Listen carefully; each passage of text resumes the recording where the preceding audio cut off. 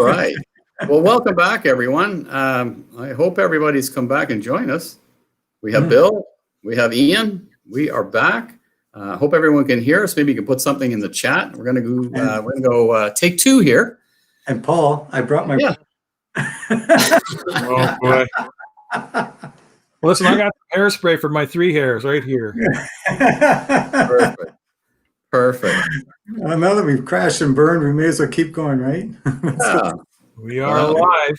We are back live once again. We'll try take two again. Thank you, Mike. You are correct. Technology is an amazing thing when it works.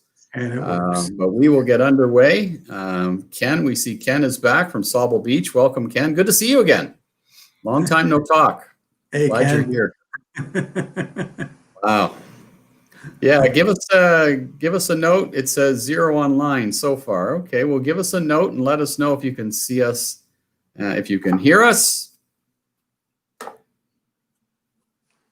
I can see Bill and Ian. You poor man. I know. It's been a long day, but yeah. There. Kirk is saying, "Is Bill, are you there?" It's all good. It's all good. It's all good. All right. All right, here we go. We are back. So we'll just go and start off the top. I think you guys, we've introduced you to Bill and Ian. Bill Innes, our National Community Relations Manager. Ian Nairn, Community Relations Manager. See guys are coming back and joining. We'll give guys a second to join us. We have Kevin Ho, Sylvain is here. Lars is back. People have to find the new live stream. Thank you, Lars. Appreciate that. Good to see you again. Yes. So people have to find the new stream. So we'll give everyone a second. Look at that. Tino is joining us from Zimbabwe, all the way from Zimbabwe tonight. How cool. Tino, good to see you. Really great to see you. Brian? It's so awesome, Paul, that this is going around the globe, It's awesome. Amen. Amen. Praise God. We are a global. Congratulations to Brian. Yeah. Wow. Brian's got a picture. There we go. All right. So when men are coming back and joining us, it's so good to see everybody. Ed is back. Hello, Ed. All right. Well, we're going to get underway. I don't think we need to introduce Bill and Ian again. I think most of the guys on screen know who Bill is and who Ian is, but these guys have been instrumental.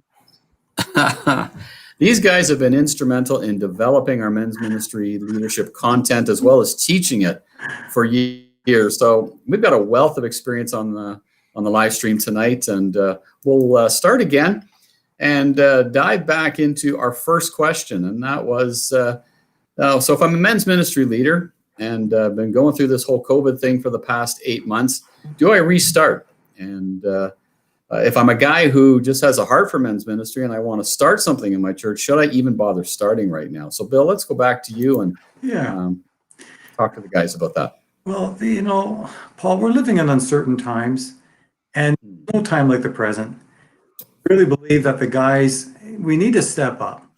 The world is filled with uncertainty, but you know what? We have a solid rock, and his name is Jesus Christ, and we need to begin or restart our men's ministry because guys today are looking to us to lead in this very difficult time. And so I just want to encourage the guys, it's time to engage our men. It's time to bring them to Jesus, and it's time to get out of the blocks again, Paul. Some guys have been waiting all summer. Some guys have been waiting and they've been saying, well, come on, let's get on with it. Well, guys, it's time to get on with it. So. Right. No question. Yeah. So as a men's ministry leader, the big question guys have to be asking themselves, and I went through this in a normal time, but now where things are, as you say, as uncertain as they are, where do I start? Ian, where do I get started with all this as a leader? Well, I think it's really important, especially in these unprecedented times, to get connected to your pastor, your pastoral leadership, whoever is overseeing ministry to men, whether you're adult ministry leader. And I think it's important because for many guys, they're gotten pretty comfortable with the lack of activity, lack of commitment. However, at the same time, they are, if you're at all like me, you miss being with people, you miss being connected. But more importantly than what's in it for us or for me, our leaders are in deep, deep waters. Lots of hard work has gone on in terms of how do they deal with this new reality. And you know what? Men, more than ever before, need to be meaningfully involved in the vision and the mission and the values and the activity of the local church, because God's called us to love him with all of our heart, soul, mind, and strength, love others as ourselves, and to go in the world and preach the gospel and make disciples. That job hasn't stopped because of COVID or any other issues that we're facing. So first of all, get connected, get tucked underneath that spiritual covering, that leadership. Find out how you as a leader can serve the whole church and get men more meaningfully engaged. Secondly, and just as importantly, it's time to either build or rebuild your team. Get guys on your team reconnected, or sadly, so many guys have had a huge heart for men, have had a huge volume of activities and things that they think they can do, but they've done it on their own. They've been one-man shows, and they have eventually burnt out because of that. There's no I in team. My son played basketball competitively at high level for many years, and one of his favorite coaches, he would say that repeatedly. There's no I in team. And so it's very important to build a team in this season. And we've got some tools available to you, Men's Ministry Leadership 101, 102. We'll talk about that a little bit more. But get underneath and get connected to your pastor and also build the team. Excellent. Yeah, no question. Yeah, the whole idea of building the team is just critical. I was there trying to do it all on my own, a one-man show, and man, it's a struggle. You get into the start-stop of men's ministry. You get off to a great start. You have a bunch of guys showing up, and then all of a sudden, they stop coming, and you start all over again. And it's tough. It's a team game. It is not a one-man show for sure. We all have limitations and we have strengths, and so it's important to build a team so that you can augment each other's limitations and take advantage of each other's strengths as a team to serve the purposes of the local church. No question. So Bill, let's talk about now that you've got a team in place. Men's ministry leaders built himself a team. He's got great guys around him. They're working together. Where do we go from here? What's our next steps? Well, let me just say, Paul, clearly, it's important that we find that time to pray together as a team. You know, the value of connecting with God, connecting with each other is so critical so that we can know what God wants us to do. That's the first thing. Second thing we need to look at is we need to understand that it's not live or virtual, but it's both. And that's important that we understand that, because I didn't really understand that until about 4 months ago, when I was sitting in a meeting and one of our management team members said, you know what, it's not one or the other, it's both. And we have to learn to embrace both. Go live if we can, but the virtual world is sitting there waiting for us too, because that has become in so many ways of our life the new normal. And then thirdly, Paul, it's important that we build a regular, and I'm going to say that clearly, regular communication plan, whether it's texting, and we can use like a form of WhatsApp, I use that extensively in the network world. I mean, within a few minutes, I can text all the provincial leaders across Canada using the WhatsApp. And the thing that's great about it, you can name the group. You can have several groups where you can connect with the guys on a regular basis. We need to think about regularly emailing the guys, encouraging them, building them up, supporting them during this time. Also, you might decide to have a men's Facebook group, which is important because I believe that today, especially, there's a lot of guys that are on Facebook, I've been told, because of their grandchildren. So it's a good place to be able to also connect a group of guys, possibly in a private group, under the covering of your pastor. And that's always important. Like Ian's already said, you want your pastor online with how you're communicating so that he is also informed with what's going on. And then we have the old-fashioned telephone, Paul. Okay, there's still some guys that are not into the cell system, and that's fine. So we pick up the phone, but the important thing is we connect, we connect, we connect. So when we build this communication plan, it's got to reflect everything that we're doing as we pray and as we build men's ministry, both virtually, of course, also live.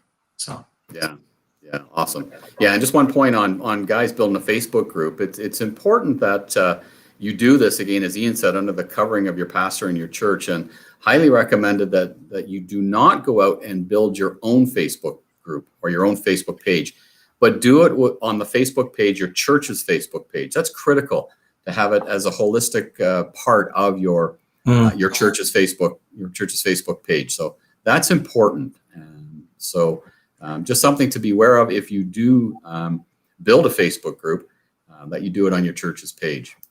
Ian alluded to our Men's Ministry Leadership Training 101, and in that we talk about thinking differently about men's ministry. Talk to the guys for a second about what does that mean? What does it look like to think differently about your men's ministry? I think it's important that we begin by looking at this statement. Every man in your church is a part of your men's ministry, not just the ones that show up. Ian, how often have we built a men's ministry around bacon and eggs only, or one particular small group that's existed in the church for 30 years? See, men's ministry, Paul, is not a club, but it's an opportunity to build discipleship.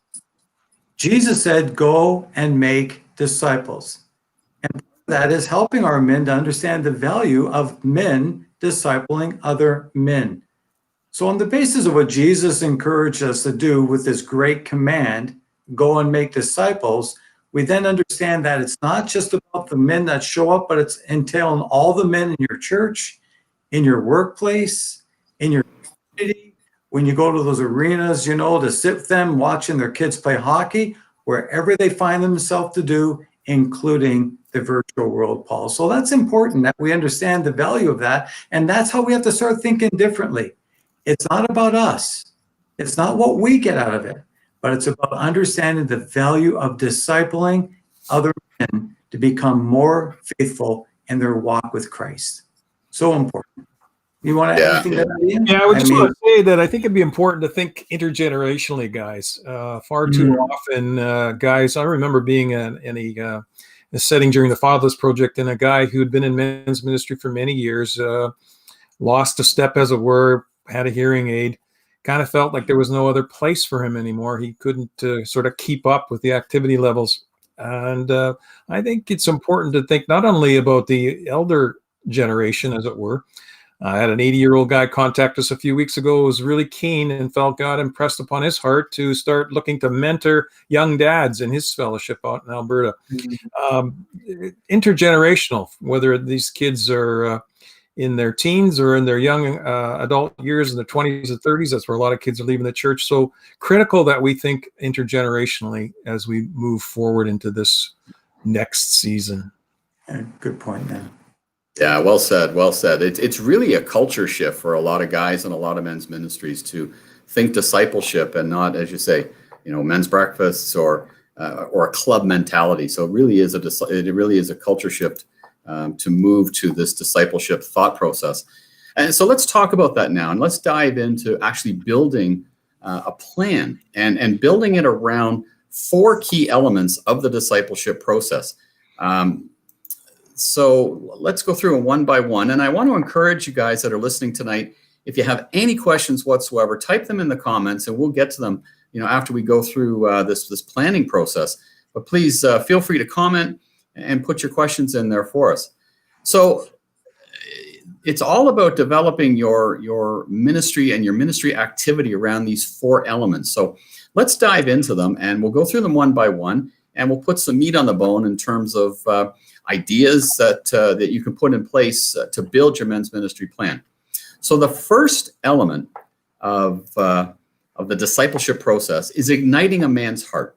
So Ian, let's talk about what does it mean to ignite a man's heart, and how do we build this into the process overall? Let's talk about that part. Sure thing. Well, the scripture tells us in Proverbs 4:23 that above all else to guard our hearts, for everything we do flows from it. And we as men feel things deeply, just like our wives or women do as well. And so it, igniting a man's heart doesn't necessarily have to be only a live event like some of the conferences that you, or I know a number of the guys that I'm looking at here, have been a part of. The elements, whether it's live virtual or live in person or online, we can still ignite men's hearts through a variety of means. And so above all else, guard your heart, for everything you do flows from it. We want to have intentional efforts to speak to the hearts of the men that we have been by the Lord burdened to help. We talk about this in our leadership training. We've got faithful guys, we've got comfortable guys, and we've got guys who are hurting and lost and wounded and broken, I should say. So secondly, what's important is that we look at the topics that would address where guys are living, what's really matters to them in this season. For many guys, the whole area of uncertainty, a fear of the future, anger with respect to what's been going on, frustration with the uncertainty around kids and being at home, and the pressure of two parents working. What does it mean to be a godly father, a godly husband, or even a godly friend in this season, this unprecedented season? And then there's some tools that we can utilize, guys, to go after and ignite or capture the hearts of guys. And you're experiencing one of them tonight. We've got online tools for you in the future. I want you to check out our new impactus.org events page for upcoming events like this. But, in the meantime, the key question is, well, what are the things that are impacting you? In these topics, you can find a number of tools, video clips, full sermons designed to challenge, encourage your men. There's no shortage of resources out there for many of you guys that are familiar with the things like YouTube and Facebook and such. By the way, one important thing that's coming your way, guys, we have, because of this COVID-19 pandemic, we've been forced to cancel all of our conference for the fall and next spring. However, come March 5th and 6th, we're holding a North American conference, a Simulcast, and we'll be giving you more information about that in the days ahead. So maybe make a note of that. Simulcast coming March 5th and 6th for you guys. It's free, and more details to follow. So again, just because we're in a new normal, quote unquote, doesn't mean that we can't fight for the hearts of men. Yeah, and Ian, you just said the operative word, free. And what a great opportunity. I was working with a business leader, Ian, and this business leader on a regular basis dropped an I am second video to his employees. And he did it to stir them up. And those are great testimonies. Great testimonies of the grace and the work of God in their life. And it only took them a few minutes to view. But I'll tell you, he had great feedback. And you're right. It doesn't have to be an earth-shattering conference with 6,000 men singing, a great hymn of the church. It could be a simple video. It could be a sermonette. I mean, the sky's the limit. What I've learned in this situation around what we're fighting all together in the world right now, this COVID-19, we have to think outside of the box. And Ian, you've already said a mouthful of a bunch of little things that we can do, because we have to get outside of our comfort zone and see the resources that are available so we can help our men to be ignited. Yeah, absolutely. And as you're connecting intergenerationally, you'll find there's different ways and different tools that would be very helpful for us, for you and us, to connect with those men that God's put on our hearts to serve. Yeah, absolutely. Awesome. So yeah, there's our first element of the discipleship process, which is igniting a man's heart and building into your annual plan an event that would do just that. And typically it might be a live conference that we would hold. The Simulcast is coming up. There's other ministries as well that host events as well. There's online conferences as well. As Bill said, there's all kinds of pieces out there that you can avail of for this ignite piece. Let's move on to the second piece of the process, if you will, the second element, which is equipping a man's mind. We know what Romans says. It says, do not conform to the pattern of this world, but be transformed by the renewing of your minds. And this is a critical element, isn't it, in the whole process of discipleship is the renewing of a man's mind, and a very important part of your men's ministry. So let's talk a bit about that and how you would build this equipping piece and equipping a man's mind into the process and into a men's ministry plan. Well, Paul, to be different, we must learn to think differently. Think differently about ourselves, think differently around our environment, think differently about what's happening around us that we cannot control. And that's important. So when we start to equip a guy, it's going to take intentionality and it's going to take commitment, because it doesn't just happen. And that's important. So if we're going to see this happen and we're going to start to learn to equip guys, I think a critical thing is a workshop. I love workshops. I've been teaching them for years, because the workshops that we make available, and there's 10 of them available, give a guy an opportunity to be able to focus on them for 2.5 hours. You could do it Zoom, we could do it live. And if you go on the website, there's a whole whack of them already scheduled for the fall. In fact, tonight I booked Fort St. John to be there. Actually, somebody's going to be there in late November, which is great, you know. And what they're doing is really cool. They're doing one at 9 o'clock in the morning, and then they're going to repeat it in the afternoon, because they can only have 50 people in the building. So they want to make sure they got more than enough room.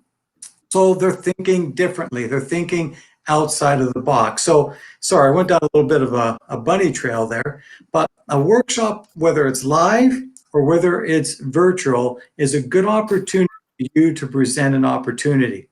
Another thing, Paul, is having a Facebook group workshop.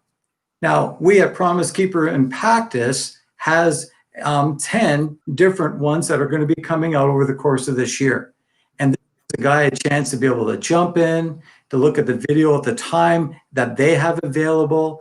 They're able to connect together in that Facebook group. And I like what one person told me, is that these groups, we don't want them overly large, because we want the guys to be able to connect and to be able to have an opportunity to process and to be able to work through the stuff that they're learning about.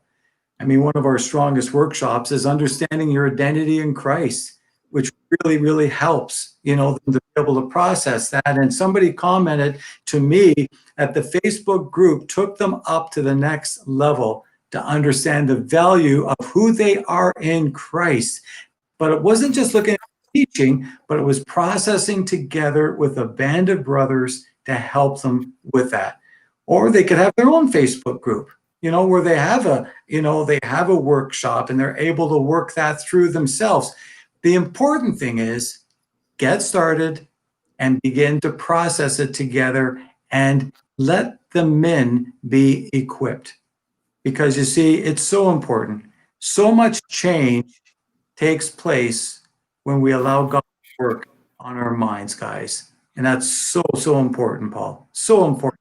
And I know, Ian, you've taught workshops as long as I have. Maybe even longer, because you were part of seminars before we had workshops. Did you want to throw anything in there? Well, I just think it's critically important that not only are we fighting and capturing the hearts of guys, but guys' minds need to be renewed. And I'll never forget a good friend of mine, his dad, Dr. John White. Some guys may know that name, may not. He was a psychiatrist. I remember on their mantle in the fireplace, a short little quip that said, "Wise men still seek him." We are to study to prove ourselves, workmen not ashamed, the epistle writes. And so this whole thing of being holistic, heart and head and hands is what we're teaching in our Leadership Training 102. But again, we'll talk a little bit more about that in a minute. That's great. So yeah, just to clarify for the guys, we have all kinds of equipping opportunities that focus on a specific area of a guy's life. It could be anger, it could be identity, as you said. It could be God's vision for sex. And there's different ways of doing it. The workshop itself is a bunch of guys. Yep. Did you say sex? I did. You know what, buddy? You just got every man's attention. Yeah. But you know what? It's critical. We live in a crazy world where, the world has a very different idea of sex as opposed to how God sees it and how he created it for us as a husband and wife. So you can do it within the workshop setting, which is guys coming together for a couple of hours, as you say, Zoom or live, or in a Facebook group, a closed Facebook group, in which guys can do it on their own time. They can come and go as they please. Videos are posted. There's discussions that take place, but guys can do it on their own time. So an important part of the process, and that is helping to equip a man's mind and to help a man think differently as part of your men's ministry plan and the discipleship process. So the third element is engaging a man's hands. And this is guys getting together and serving in some way, shape, or form, or guys getting together to do stuff as a group of guys. I know for our church, we have some guys that they're just not comfortable in the small group setting, or they're not comfortable in a workshop setting. They don't want to sit and discuss. They're just not there yet. But if you went and shot pool, or went bowling, or you went and painted someone's house, or you did some kind of a service, they're there in a heartbeat, and they'll invite other guys to show up. So let's talk about this element of the discipleship process, which is engaging a guy's hands. Ian, take it away and tell us a bit more about this. Sure, happy to do that. It's been my privilege for many years to oversee our whole mission trip thing, where we are encouraging guys to capture vision beyond themselves. And that's really the essence of engaging guys' hands, that they are serving others. And, back to that strategic passage in Deuteronomy, and that Jesus repeated in the New Testament record in Matthew and John and Luke. The God calls us to love him with all of our hearts, with all of our souls, with all of our minds, and all of our strength. And guys love to be action oriented. And so I think it's a third element that oftentimes gets overlooked or minimized. And it's these engagements, as it were, are meant to not only help guys do something that will shape their lives and to make them more like Christ, but it's an event where they can actually serve others and reach others that don't know the Lord. I think as we look at this element, it's important to remember four things. First of all, whatever you're doing in terms of service needs to be relevant and meaningful for those that you're serving. It's got to be practical. It's got to be something that will serve them in a practical way. I encourage you guys, as you think about these type of events, to make them creative. Think outside of the box.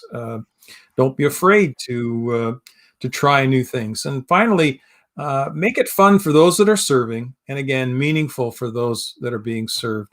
I was a few years back at a funeral of a friend of mine's dad.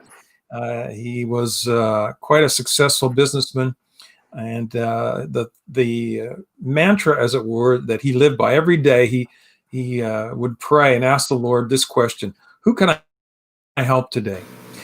Paul's already mentioned, guys, some practical ideas. The important thing about those practical ideas is consider partnering with other ministry leaders or other ministries in your church to identify needs right in your own backyard, as it were, right in your own church, in your own neighborhood, in the community that God's placed you as a fellowship. And again, with the whole purpose of being relevant, practical, creative, and fun. Doing things like changing oil for single parent moms, fixing something for a neighbor, groceries for shut-ins.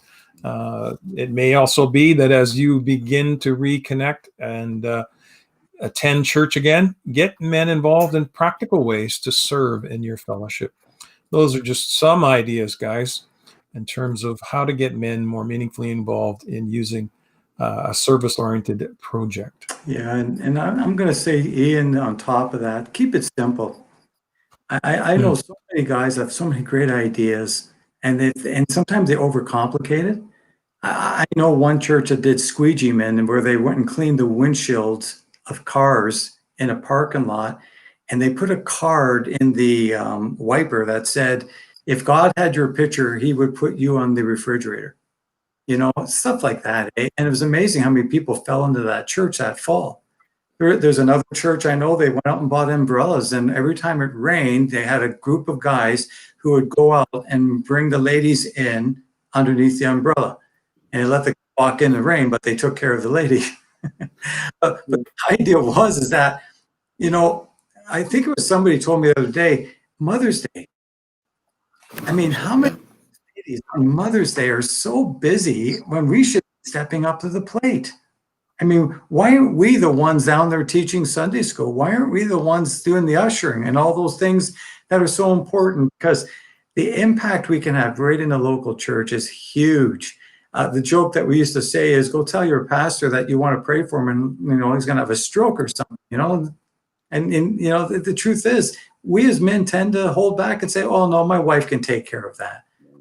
Yeah, just to add to that, Bill, I'm reminded of a good friend of mine in Gatineau, Quebec, who took our training years ago in the whole area of men's ministry leadership, and they noticed a neighbor, a single mom, that was packing up boxes, getting ready to move, cleaning up a few things.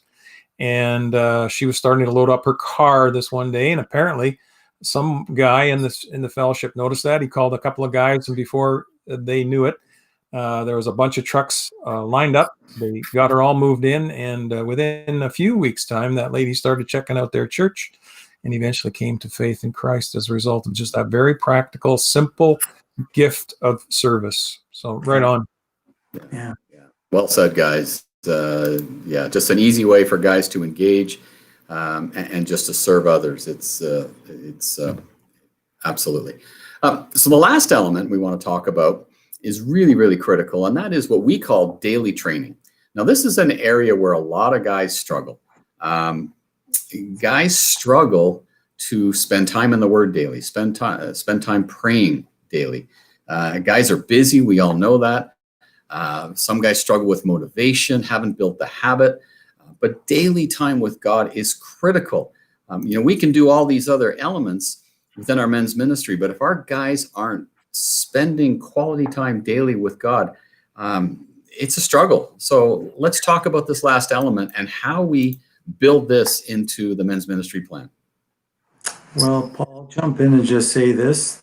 The operative word is, taking the time each day to pray, journal, read our Bible. I mean, contrary to popular opinion, 5 o'clock comes twice a day. And I'm a 5 a.m. guy. And I love 5 a.m. because I know, Ian, I know. It's okay. I'll call you tomorrow morning, okay? Maybe that'd help my hair start growing. I don't know, man. 5 a.m. is the way to go. Anyway, 5 a.m. I'm up because there's nobody going to bug you. There's no phones to bug you. Your boss can't bug you. Your kids can't bug you. And it's a good opportunity. And the thing I love about it, it's an opportunity for you to grow spiritually, because the Bible says, but seek first his kingdom in Matthew chapter 6. And I love that verse because, the writer says, well, don't worry about this and that and this, and God will take care of it. Yeah, but how do we stop worrying about what's happening around us? We daily for the Lord and give it to him so that we can allow him to work in our lives. So another practical thing I want to say, Paul, is the Bible app is amazing. You can sign up guys, you can connect together, you can share devotionals together on it, you can read through scriptures together. It's just a really cool tool to be able to connect so that you can grow together, Another thing is our daily devotional. I enjoy our daily devotional because it's been written for men and is very male friendly. And the thing that's cool, you can sign up at impactus.or and get it in your email every day so that you're reminded, oh yeah, I'm going to pick that up and read it today. And it's a great little tool to be able, I know some small groups that use that as a launching pad as well, so depending on where you're at, but personally speaking, great little devotional to be able to build into your life. Now, here's the thing that I want to really stress about this daily thing. With this new website, I heard our president say this. We are committing to having something new on our site every day. And guys, it's like Netflix. You go to Netflix, you pick out a movie or you pick out a season of some kind of show that you're watching, and then you come back to it again, Well, in impactus.org, there's so much in there. Our marketing department spent the summer building this website, guys. And let me tell you something, you won't be disappointed, okay? I can tell you firsthand, I've been looking at it and exploring it. If you got something going on and you want to learn how to be a better husband, there's stuff there. You want a better sex life, there's stuff there. There's just so many things in there that's available for you, and I can't emphasize that enough. Just go and check it out. And like I said, it's like Netflix. You may want to pick something this week. You may want to check something in another week's time. But the important thing is to access it, guys. And of course, we know that on the online world, there is a ton of stuff as well that you can take a look at. And you're like crosswalk.com, Our Daily Bread has got something that's out there that's excellent as far as another devotional. There's all kinds of stuff that's available. But guys, listen, don't expect your wife to lead your family in this. Your kids are watching. My kids knew at 5 a.m. I was praying for them. I think it kind of drove them nuts, to be honest with you, because there'd be times I'd say to them, yeah, the Lord's been kind of stirring me. And they go, oh no, what did God tell Dad about me now? And not that he never told me anything like that, but the point being, they're going to be closer to, because they're seeing you set the example. So yeah, you do it for yourself, but you're doing it for your family, and ultimately you're doing it before the Lord as an offering of praise to him. I mean, none of us would be here without a relationship with God. And that's so important that you hear that, guys. Yeah. That's what well said. Paul. So. Yeah, well said. Peter here has commented that he's always up early every day before his family, doing his devotions and spending his time with God. Studies show that the vast majority of people, the first thing they reach for in the morning, their phone.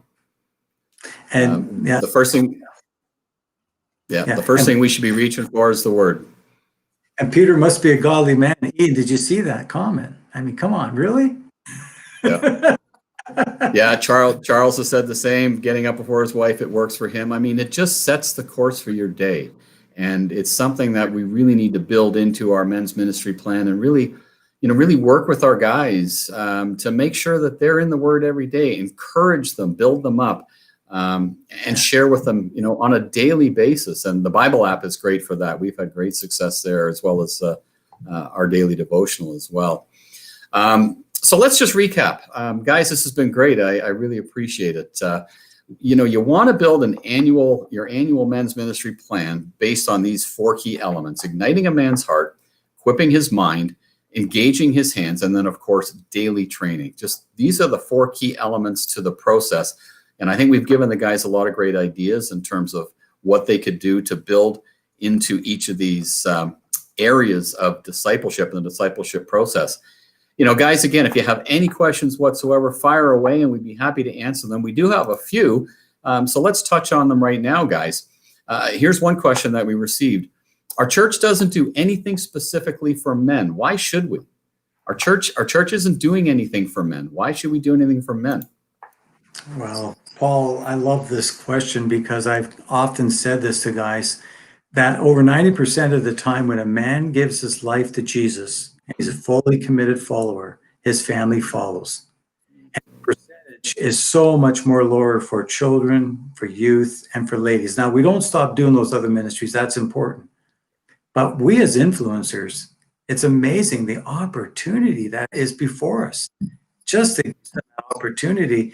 I mean, Ian, how often have we said this to guys and their lives just light up, eh? That over 90% of the time, Christ, they follow, their family follows. That to me just says it all, Paul. That's one of the passions of my heart. That's why, as well as Jesus said, that we need to go and disciple people, men. So it's a command. It's not Promise Keeper Canada Impactus idea. It's the word of God. It's what God's word said in Matthew, So. Yeah, I think it's important to have context where guys feel safe enough and challenged at a real heart, head, and hand level about those things that really matter to the Lord, to those that He has called us to love and serve, and to ourselves. Where do guys go to talk about these things? The importance of men's ministry. You were quick to hear how people in church leadership say that there's no men. Where are the men? I remember hearing that many, many times. Where are the men when it comes to Sunday school? Where are the men when it comes to children's ministry?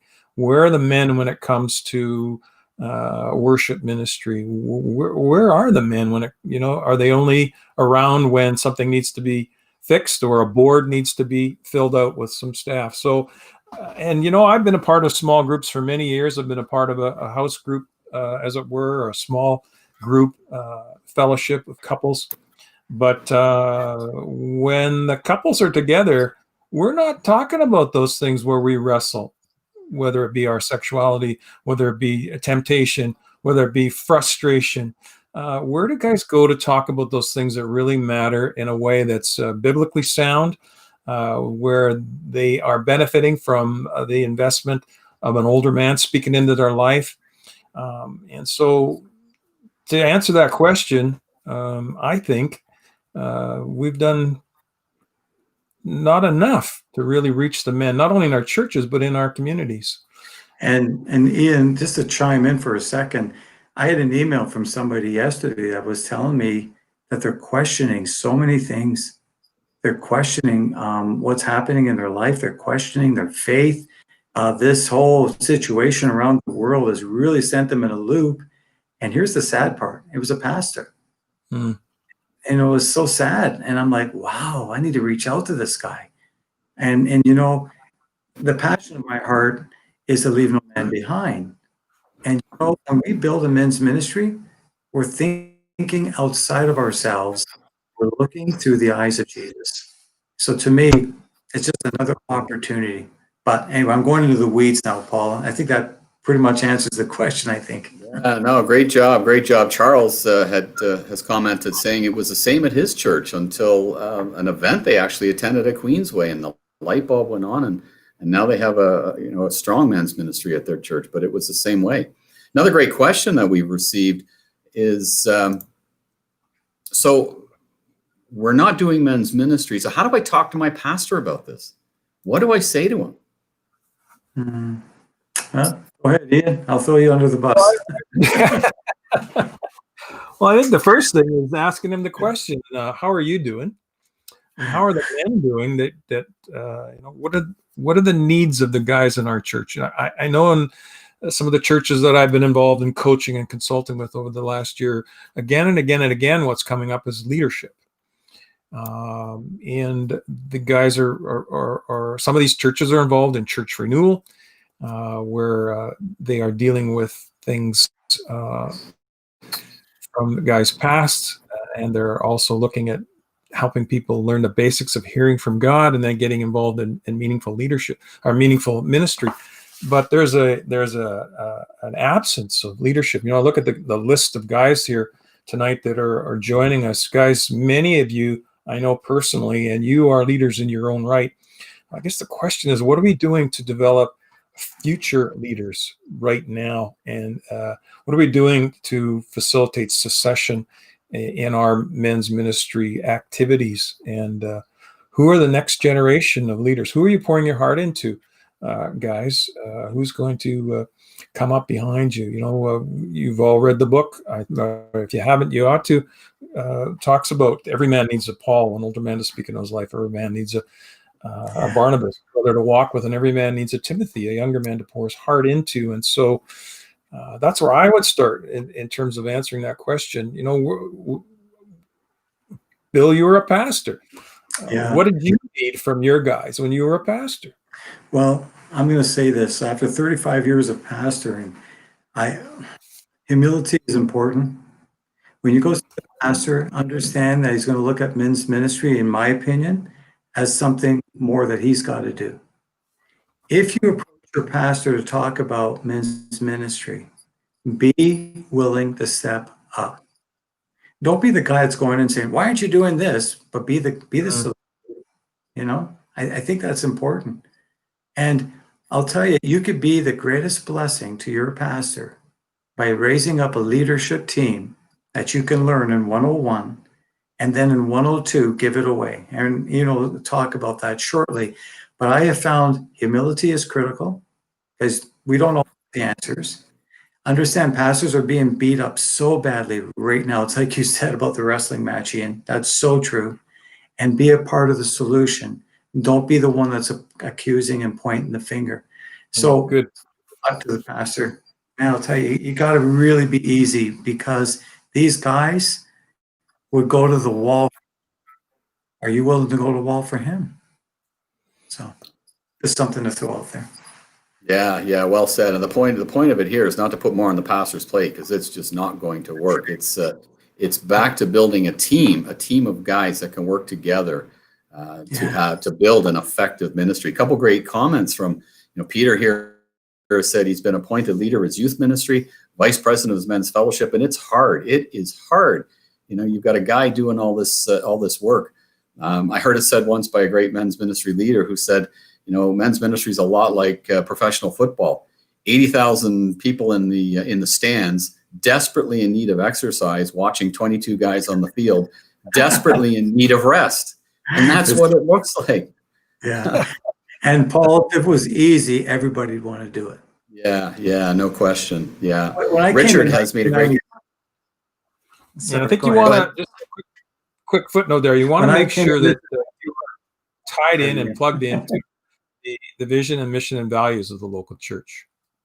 And whatever.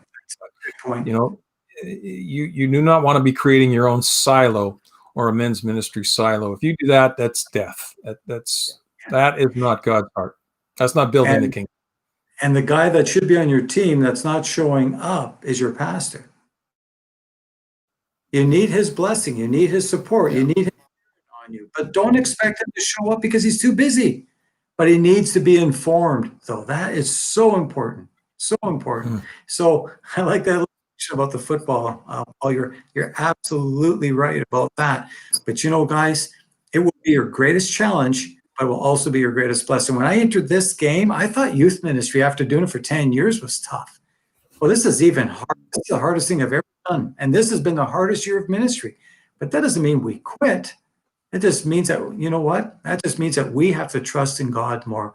One of the verses that God gave me when we started this new year and New Year of ministry as an organization was that for those who trust in the Lord, you will not be put to shame.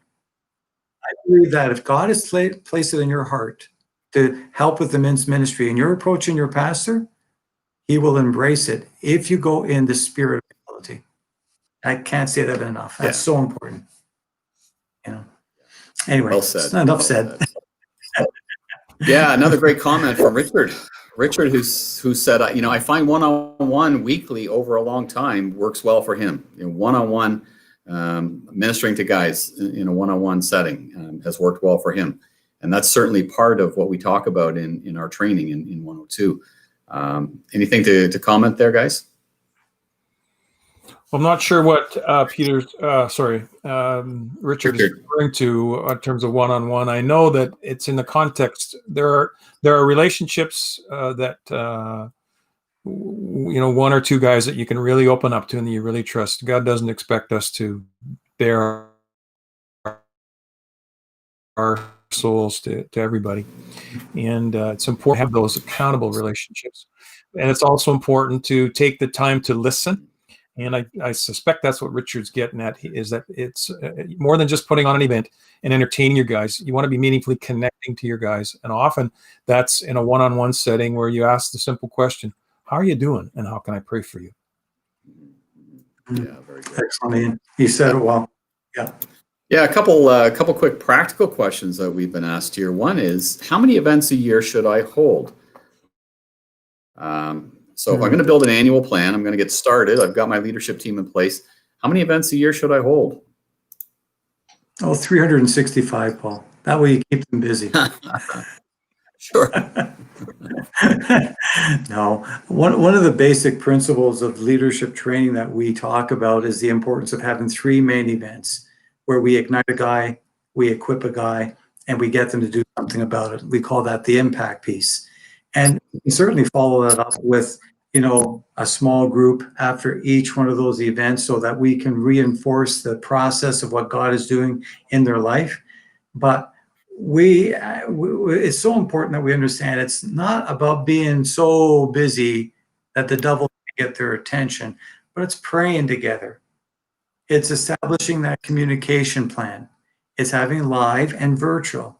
But Ian, would you say that 3 events a year with follow-up would be a reasonable amount, especially when the church calendar is so full now?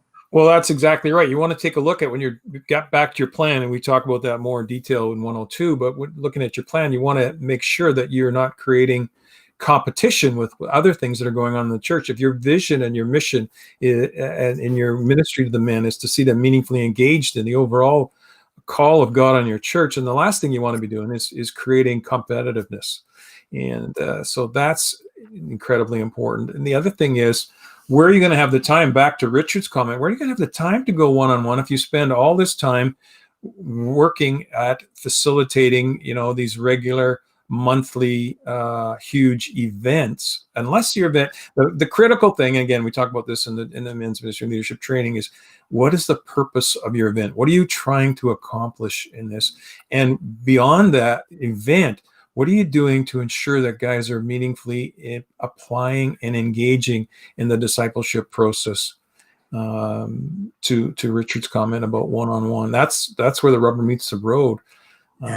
We've all been to events, we've all been to mountaintop experiences, but day in, day out, we talk about that in the 4th core element, that foundational element, like building a solid foundation, that daily disciplines of walking with the Lord and listening to him. So that would be my 2 cents worth before getting into the weeds, as it were.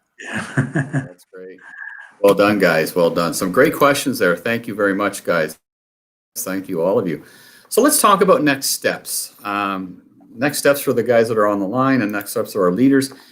We've touched on our men's ministry leadership training 101 and 102. Ian, take a minute and just take us through what these 2 trainings are all about, and give the guys a sense of what they're all about and how it could benefit the men's ministry leader.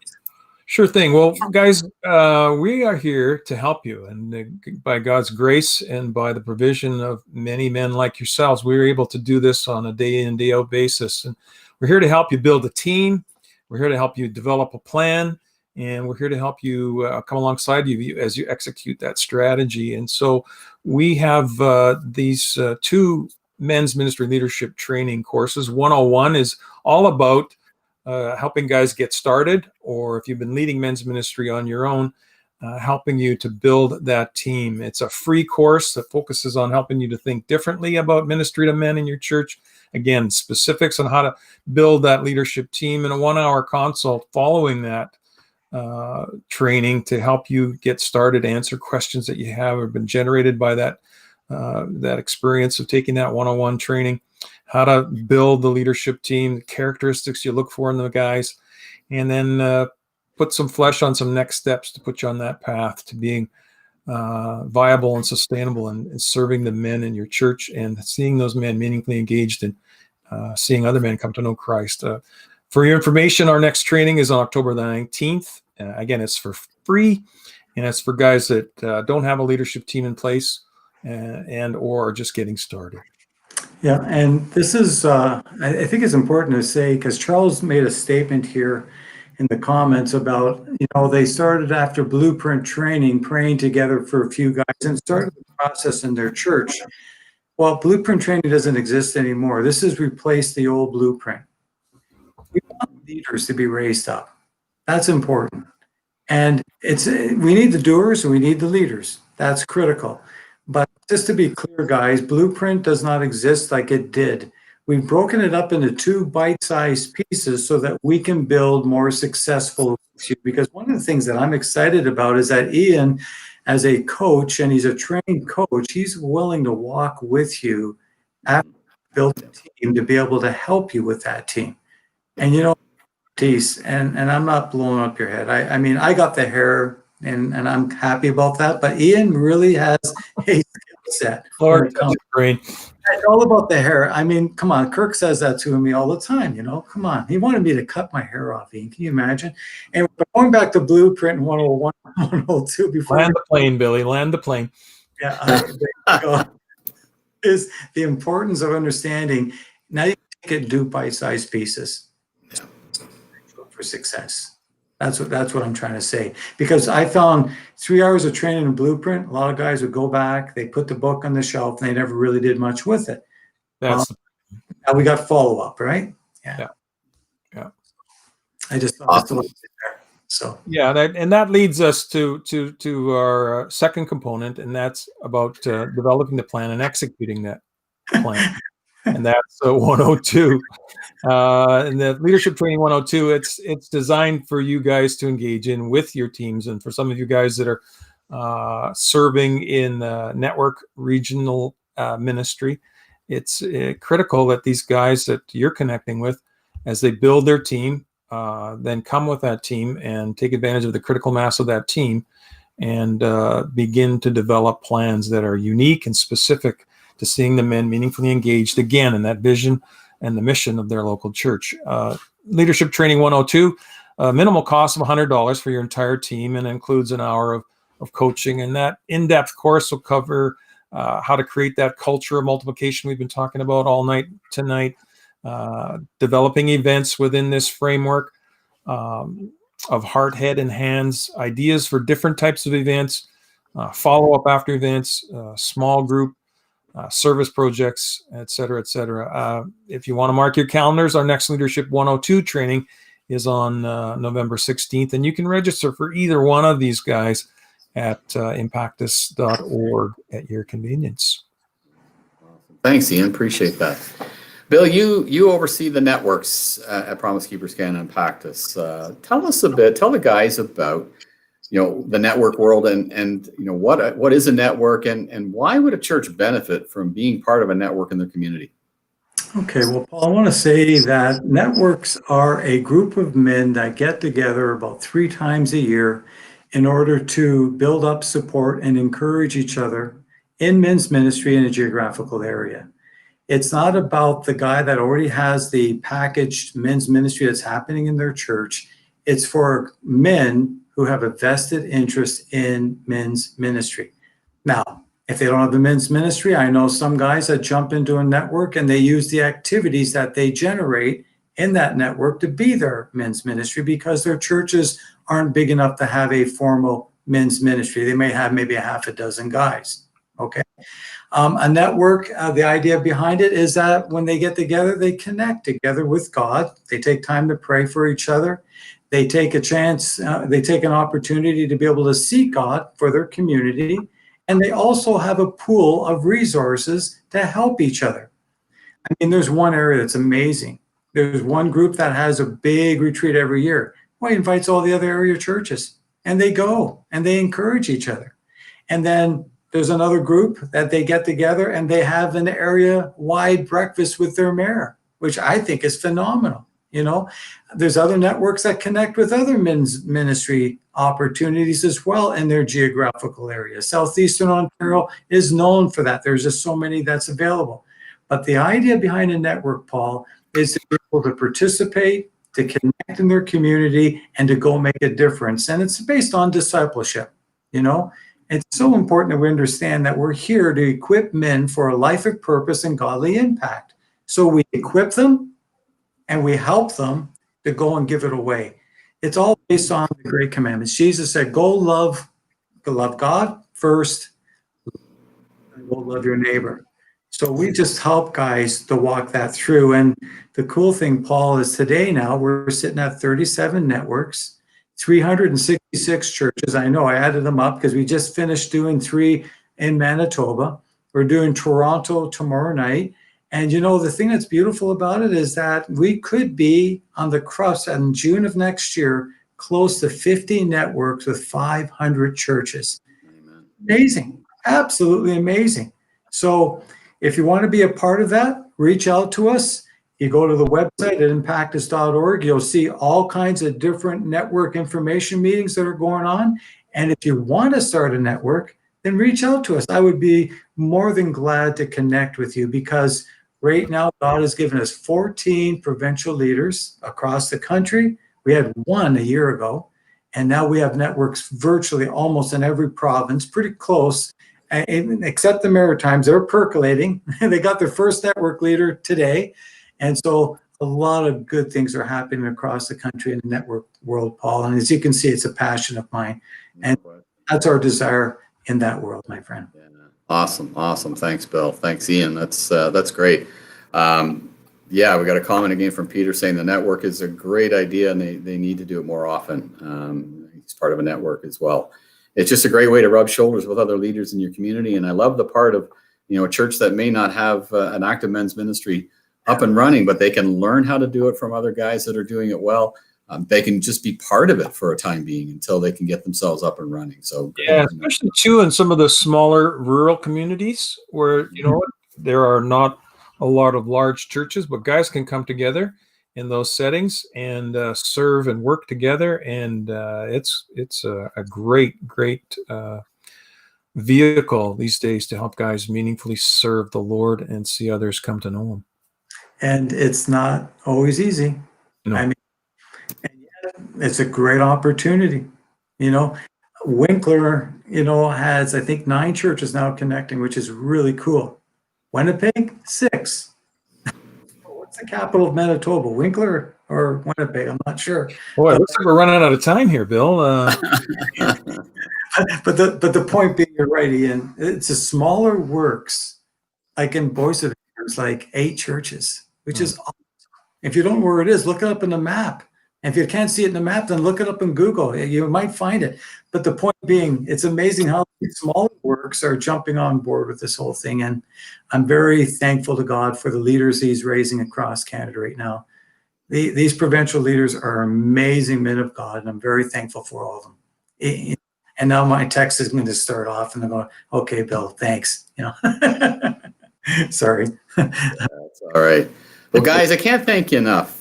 Thank you for your time tonight and sharing your years of wisdom and experience when it comes to men's ministry. I really hope for all the guys watching tonight who watch online, I really hope that you got something out of our live stream tonight. That there was something that you'll be able to take a nugget away from this and be able to put together your men's ministry plan. There's no question that we have to do it differently. We can't do it the same way we used to. It will not work. Of course, we're relying on technology, and we can hope it works better than some of the issues we had tonight. But you know what? It's here. We have technology. We have to take advantage of it, and we can't stop now. There's much to be done. So, guys, again, I can't thank you enough for joining us tonight and sharing your wisdom. And to everyone online tonight, I want to thank you so much for spending your night. You're spending your time with us. Yes, thank you so much for spending your time with us. We hope that you got something out of our night tonight. If you have any questions, you can certainly email. You can call Ian directly from a coaching perspective and reach out to him. You can find his contact information on the website, impactus.or. There's all kinds of other resources on the website. There's leadership tips, video tips. We have a monthly newsletter for men's ministry leaders. We've got all manner of resources for you, and we're here to serve you and to help you build a more effective men's ministry in your church. And we're all here on the same team. We want to discipleship. We want to disciple men. We want to equip men for a life of purpose and godly impact. So thank you once again for joining us tonight. Bill, Ian, thank you. Did a great job tonight. And I want to just say God bless you to everyone who's joined us tonight. Have a great night, and we will see you soon. God bless. God bless. Good night, guys.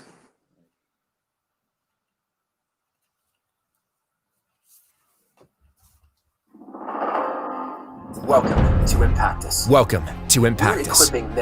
We're equipping men for a life of purpose and godly impact. Impactus is a new name that will stand side by side with Promise Keepers Canada.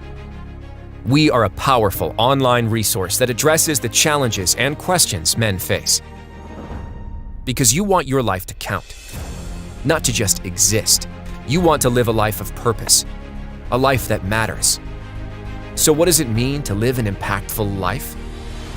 25 years ago, we set out to answer that question.